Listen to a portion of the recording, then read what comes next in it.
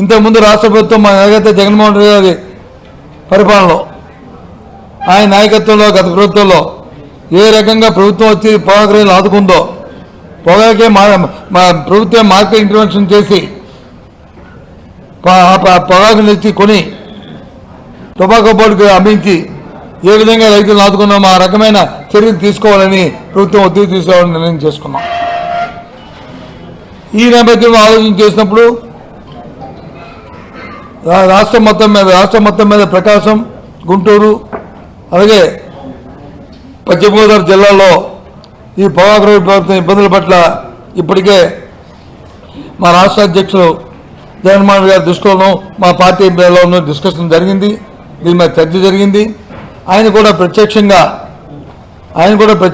క్షేత్రస్థాయిలో ఎక్కడైతే ఉన్నాయో ఆ మార్కెట్ యార్డ్స్కి పోయి ఆ రైతులతో ఇంటరాక్ట్ అయ్యి జరుగుతున్న పరిస్థితులు తెలుసుకొని ప్రభుత్వం మీద ఒత్తిడి తీసుకురావడానికి ఇప్పటికే నిర్ణయించుకున్నాం.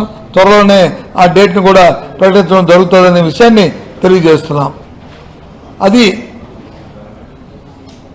ఒంగోలు ప్రాంతానికి సంబంధించి ఆ కార్యక్రమం చేయాలని పొగాకు మీద మన ఉభయ జిల్లాలో ముఖ్యంగా ఏదైతే యాక్వా మీద ఇబ్బంది ఉందో ఆ యాక్వా మీద భీమవరం, నరసాపురం ప్రాంతాల్లో మొత్తం అందరూ కూడా ఈ సమావేశం నిర్ణయించాం. దానికి కూడా రాష్ట్ర అధ్యక్షుల్ని క్షేత్రస్థాయిలో పరిశీలనకి వారిని కూడా తీసుకురావాలని నిర్ణయించాం. మరి ఆ కార్యక్రమాన్ని కూడా ఆ డేట్ని కూడా వారితో మాట్లాడి పార్టీలో చర్చించి ఆ తేదీని కూడా త్వరలో ప్రకటిస్తామనే విషయాన్ని మీ ద్వారా ఈ రైతాంగానికి అంత తెలియజేస్తున్నాం.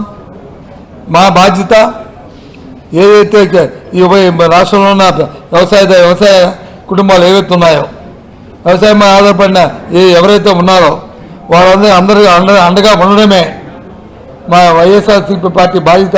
ఇది జగన్మోహన్ రెడ్డి గారి మాటగా, మా పార్టీ మాటగా మరి మీ ద్వారా ఈ రాష్ట్ర ప్రధానికి తెలియజేస్తున్నాం. ముఖ్యంగా ఉభయ గోదావరి జిల్లాలో ఉన్న రైతాంగానికి ముఖ్యంగా తెలియజేస్తున్నాం. ఈ నిర్ణయాన్ని, ఈ 3 నిర్ణయాలని ఇవాళ తీసుకోవడం జరిగిన విషయాన్ని ఈ సందర్భంగా మీ అందరికీ తెలియజేస్తున్నాం.